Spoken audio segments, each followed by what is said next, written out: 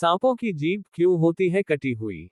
ये तो हम सभी जानते हैं कि सांप की जीभ आगे से दो हिस्सों में बटी हुई होती है, किंतु ये ऐसी क्यों होती है इसका वर्णन महाभारत में उल्लेखित है।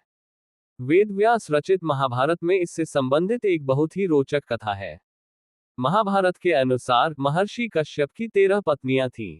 इनमें से कद्रू भी एक थी। सभी नाग कद्रू की संतान थी।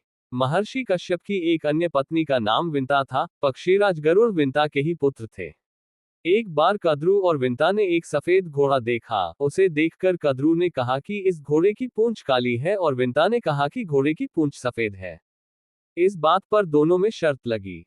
तब कद्रू ने अपने नागपुत्रों से कहा कि वे अपना आकार छोटा कर घोड़े की पूंछ से लिपट जाएं, जिससे उसकी पूंछ काली नजर आए और वह शर्त जीत जाए। कुछ सर्पों ने ऐसा करने से मना कर दिया। तब कद्रू ने अपने पुत्रों को श्राप दे दिया कि तुम राजा जन्मेजय के यज्ञ में भस्म हो जाओगे।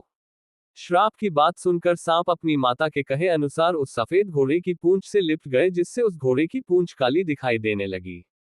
शर्त हारने के कारण विंता कद्रू की दासी बन गई। जब गरुड़ को पता चला कि उनकी मां दासी बन गई है तो उन्होंने कद्रू और उनके सर्प पुत्रों से पूछा कि तुम्हें मैं ऐसी कौन सी वस्तु लाकर दूं जिससे कि मेरी माता तुम्हारे दासत्व से मुक्त हो जाए। तब सर्पों ने कहा कि तुम हमें स्वर्ग से अमृत लाकर दोगे तो तुम्हारी माता दासत्व से मुक्त हो जाएगी।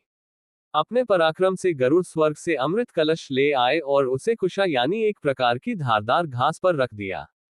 अमृत पीने से पहले जब सर्प स्नान करने गए तभी देवराज इंद्र अमृत कलश लेकर पुनः स्वर्ग लौट गए। ये देखकर सांपों ने उस घास को चाटना शुरू कर दिया जिस पर अमृत कलश रखा था। सर्पों को लगा कि इस स्थान पर थोड़ा अमृत का अंश अवश्य होगा, लेकिन घास नौकीली होने के कारण सभी सर्पों के जीभ के दो टुकड़े हो गए।